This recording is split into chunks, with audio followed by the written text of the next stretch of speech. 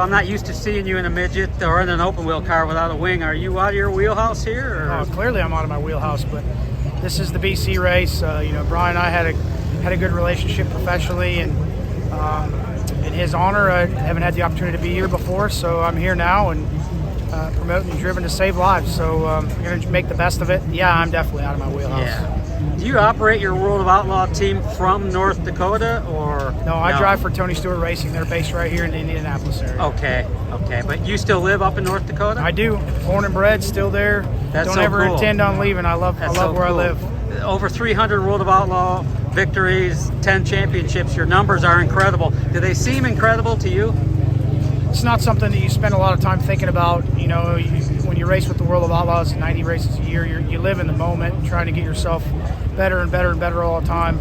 Even when the season's done, it's not something. It'll be something that I'll probably take a look at once I'm retired and can sit back and take a breather and enjoy. But at this point, it's not something that you actually put a whole lot of emphasis on putting in the back of your mind. Got it. Congratulations on your recent World of Outlaw victory.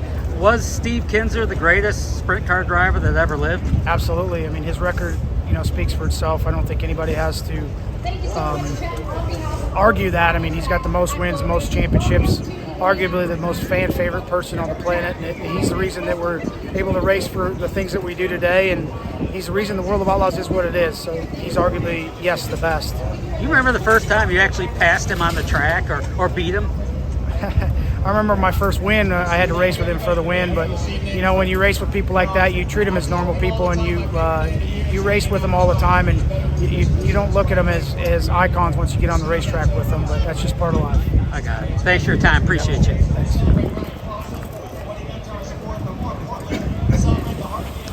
Race car driver, it's all in our heads, but if you give us what we want, full set.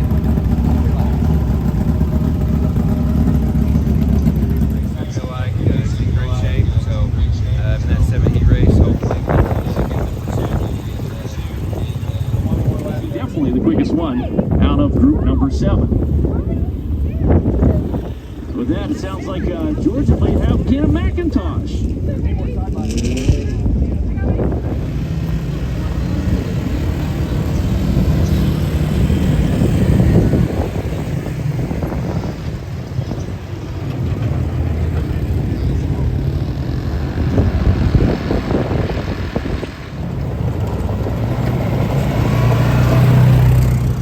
So how are you wrapped up into the Kinser Racing family brand? How do you match up? That's what everybody asks, but I have seen a family tree, and I'm branched way over on the left side all by myself.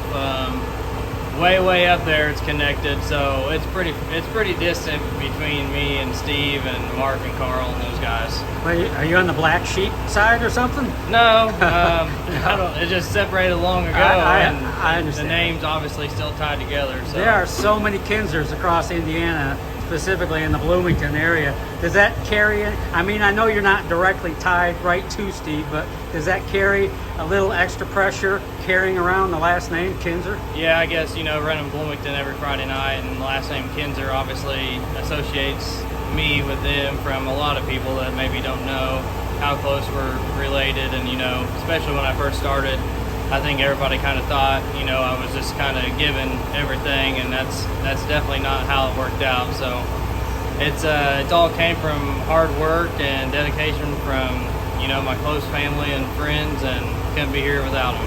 I understand completely. Have you ever had a conversation with Steve Kinser?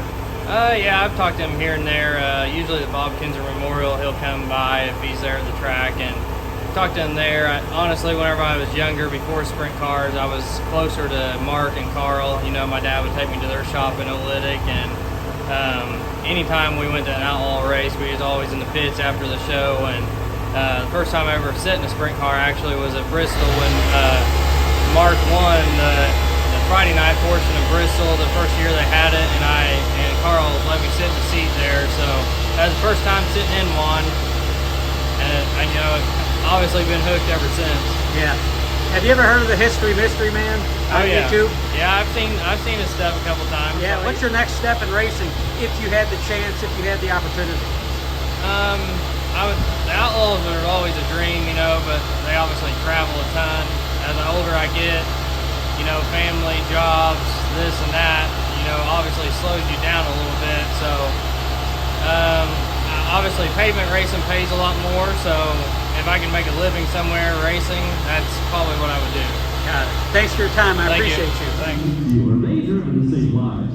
More than 7,000 race fans have teamed up with Indiana Dirt Network to save lives through organ donation. Because we want you to make a legendary decision to save lives, more race fans can enjoy all the Indianapolis Motor Speedway has to offer. Driven to save lives, BC39. Chris, it looks like it could already be a little bit cutthroat out there, but to pass that many cars is half the battle just keeping your nose clean.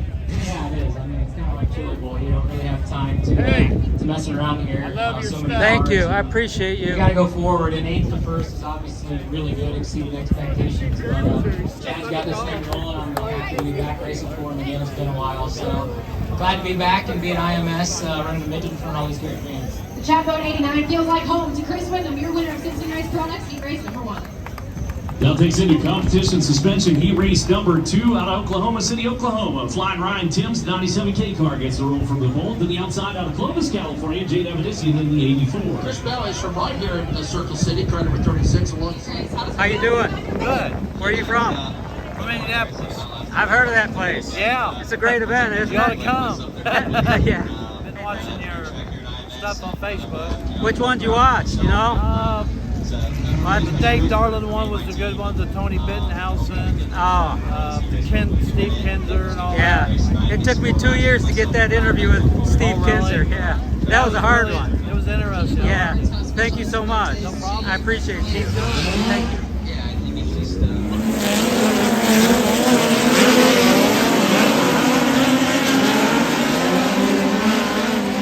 Healthy lead there, which is great. It means she didn't have to race other cars to make that one happen once the green flag flew. But was the cushion a competitor in and of itself there? Yeah, definitely.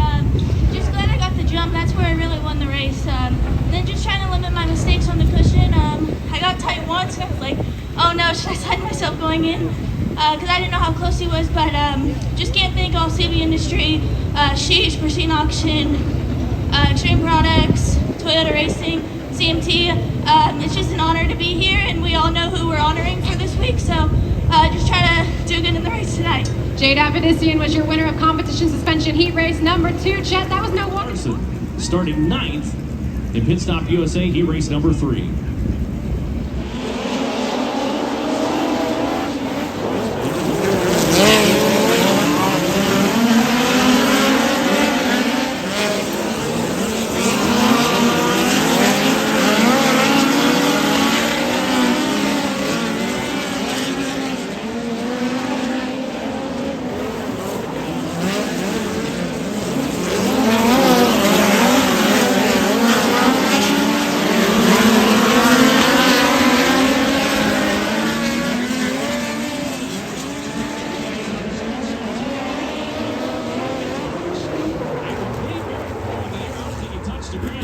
Yeah, I was thinking to myself with a little bit of high stakes poker up there where he was. Robert Dolby scoping it out. Do it again. Best laps of the day.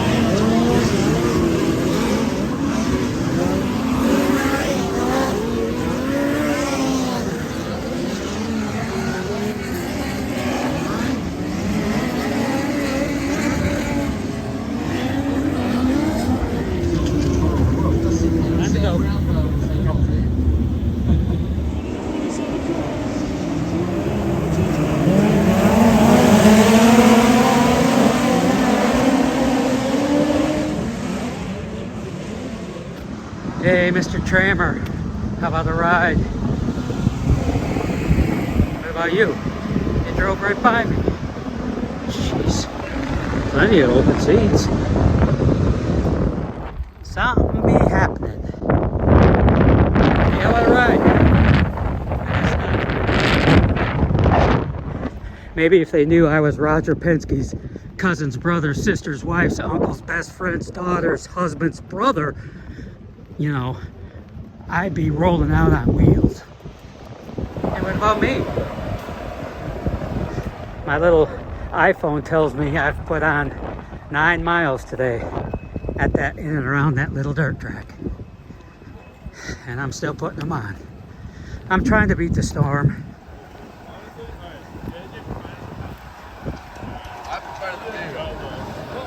What? Wow, what balance. Amazing. Oh my God. You need a tailwind, mister. What's up, y'all? How you doing? Doing well, how are you? Great, great. That's cool. I'm not only out, I'm worn out. See ya. Thank you. Hasta la vista. The front engine Roadsters will always be my favorite. I think the prettiest race cars that ever lived. So let me take you a quick trip around the horn. That's the fuel injection special that Bill Vukovich drove at Indy in 52, 53, 54. Led most of the way in 52, dropped out with 9 laps to go with steering failure, but came back to win back-to-back in 53 and 54 in this Frank Curtis Roadster. Frank Curtis built chassis, car really famous, and you'll never hear this one run. It's as by request from the Vukovich family that the motor is never fired again in this machine. I love that car. That may be my all-time favorite. Vukovich was incredibly amazing. Maybe the best 500 driver ever. Arguably, you could make that argument. Died there so tragically in 1955, leading the race, of course. And when that, going back to 52, when the car broke, the fuel injection special with Vukovich in it broke with 9 laps to go, that opened the door for this car, this driver, Troy Ruttman, the only Oklahoma driver to win the Indianapolis 500. This is the last upright dirt car to ever win the Indianapolis 500. How about this machine? The Bellinger Motors Special, driven to victory lane in the 500 by Lee Wallard in 1951. This car was built for the dirt. And when Lee Wallard climbed out in 51, Tony Bettenhausen got in for the rest of the 51 season, winning 8 of the last 13 events, those 8 victories all coming on the dirt tracks. The Leader Card Roadster, driven by Roger Ward, built by A.J. Watson, a Watson Roadster. These machines were absolutely gorgeous. Ward won in this car in 1962, his second 500 victory. He won in 59 as well. A.J. Foyt's race winner from 1961, the Bowles Seal Fast Special, also an A.J. Watson Roadster. Beautiful, isn't it? He won in 61. And of course would become the first 4-time winner, winning in 61, 64, 67, and 77. How about the Blonde Exhaust Special? This machine went back-to-back with victories in 57 and 1958 with Sam Hanks in 57 and Jimmy Bryan in 1958 with a big old fat cigar in his mouth. Gorgeous. And the number 6 car, the John Zink Special out of Tulsa, Oklahoma. Bob Schweikert, the driver, winning in 1955. That was a sad 500. That's, of course, the race we lost Vukovich on lap 57 of that 55 500. Bob Schweikert going to victory lane. Schweikert himself lost his life just a year later in June of 1956. Went over the fence at Salem Speedway in June of 56. So yeah, there's a lot of tragedy in this sport, but there's a lot of everything else. Emotion, happy, sad, excitement, everything you can think of wrapped up in this sport. But yeah, I love that car. I'm always gonna love that car. And that's just as it came off the track, literally. I mean, I'm sure they polished it up, but that's all completely original, the interior. It ran 52, 53, and 54, and retired after that 54 500 and never saw another lap. But all the better for us to enjoy here at the Indianapolis 500 Motor Speedway Museum. So cool. Love the front engine cars. Then there's that, your 1911 winner with, oh Lord, Ray Haroon at the helm. Indiana boy. The invention of the rear view mirror came in the 1911 Indy 500. That's why he didn't need a riding mechanic. Everybody had riding mechanics back then. Ray Haroon said, don't need one, because we have a rear view mirror. That's where the rear view mirror was invented. That year, from this machine. This is the floor of the Indianapolis Motor Speedway Museum. Well, part of it, one of the floors, but every car, every machine on this floor is a race winner. Sweet.